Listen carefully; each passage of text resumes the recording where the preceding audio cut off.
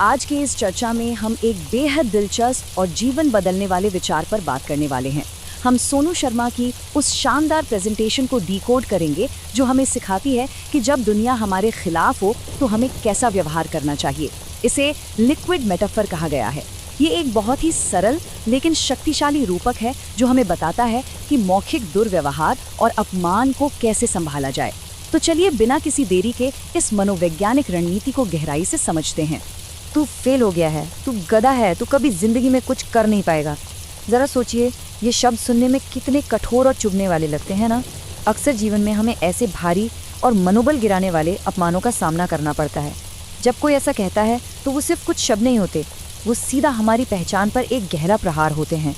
ये वो पल होता है जब इंसान खुद को बहुत ज़्यादा कमज़ोर और असुरक्षित महसूस करता है। भाग एक अपमान की शारीरिक रचना। आखिर जब ऐसे कठोर शब्द फेंके जाते हैं तो दिमाग में वास्तव में क्या होता है, आइए समझते हैं। अगर हम यहाँ इस्तेमाल की गई संवेदी भाषा यानी सेंसरी लैंग्वेज पर गौर करें तो ये बहुत दिलचस्प है। ये सिर्फ कुछ बुरा कहने की बात नहीं है। यहाँ परेशान करने, मारने और धक्का देने जैसे शब्दों का इस्तेमाल हुआ है। मानसिक रूप से देखें तो एक कठोर आलोचना बिल्कुल एक शारीरिक प्रहार जैसी ही महसूस होती है। जब लगातार कमियां निकाली जाती हैं तो ये बिल्कुल वैसा ही है जैसे किसी को आक्रामक तरीके से हिलाया जा रहा हो। ये एक तरह की भावनात्मक मारपीट है जो इंसान को अंदर तक झकझोर कर रख देती है। भाग 2, सोडा बोतल की प्रतिक्रिया। अब सवाल यह है कि लगातार झकझोरे जाने पर हमारी डिफ़ॉल्ट प्रतिक्रिया क्या होती है। यहीं से यह शानदार सोडा बोतल का रूपक शुरू होता है। इस प्रक्रिया को कदम दर कदम देखते हैं। पहला कदम है आंदोलन। ताने मारना बिल्कुल सोडा की बोतल को तेजी से हिलाने के समान है। दूसरा कदम है दबाव का निर्माण। उन तानों को सुनना और नकारात्मकता को अंदर भरने से गुस्सा और हताशा का भारी दबाव बनता है। और फिर आता है तीसरा कदम, विस्फोटक रिहाई।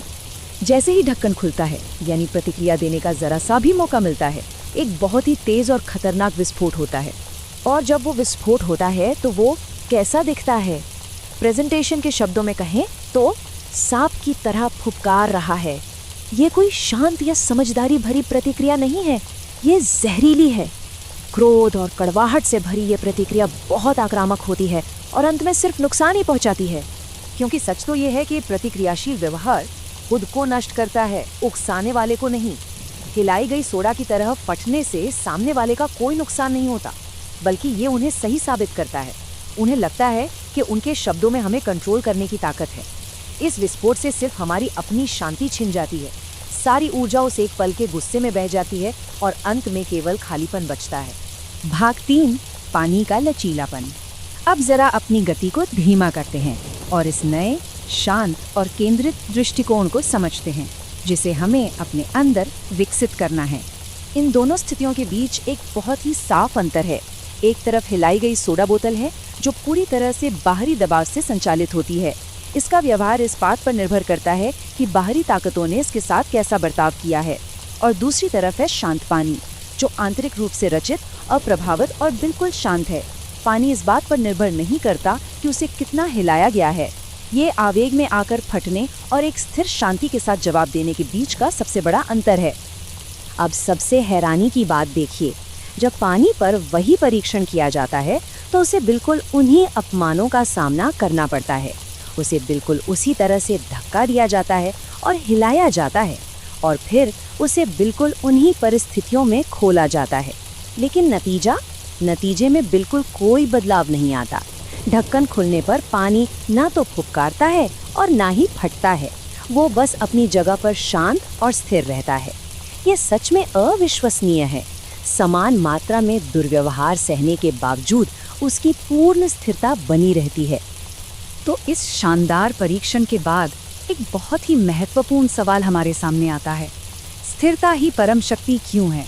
अक्सर हम आक्रामकता को ही शक्ति समझ लेते हैं, लेकिन असली शक्ति क्या है? भाग 4, भावनात्मक स्थिरता में महारत। अब हम इस चर्चा के सबसे मुख्य निष्कर्ष पर आते हैं। दूसरों की नकारात्मकता से बचने के लिए अपने भीतर एक ऐसा मजबूत किला बनाना जिसे कोई बाहरी हमला न तोड़ सके। भावनात्मक स्थिरता का मतलब सिर्फ निष्क्रिय होना या चुप रहना नहीं है। जानबूझकर शांत रहना कोई कमजोरी नहीं है, बल्कि ये सबसे ताकतवर रक्षा तंत्र है। इसका सीधा सा मतलब है कि हमने अपनी भावनाओं का रिमोट कंट्रोल बाहरी दुनिया के हाथों से छीन लिया है। अब कोई भी अपनी कठोर आलोचनाओं या अपमान से हमारे आत्मसम्मान को कम नहीं कर सकता। हमारी आंतरिक शांति ही सामने वाले की सबसे बड़ी हार है। और यही कारण है कि इस प्रेजेंटेशन में एक बहुत ही ज़बरदस्त बात कही गई है, become a water ladies and gentleman in your life, यानी जीवन में पानी की तरह बने।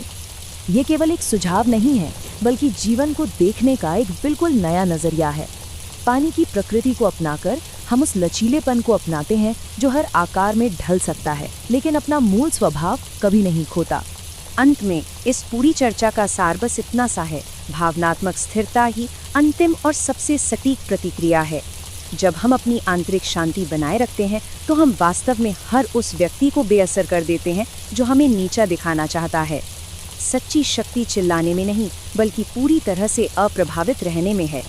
जरा सोचिए, अगर हम उस पानी की तरह बन जाएं जिससे कोई भी बाहरी झटका हिला ना सके, तो हमें कौन हरा सकता है। इसी विचार के साथ आज की इस चर्चा को यहीं समाप्त करते हैं। शांत रहें और पानी की तरह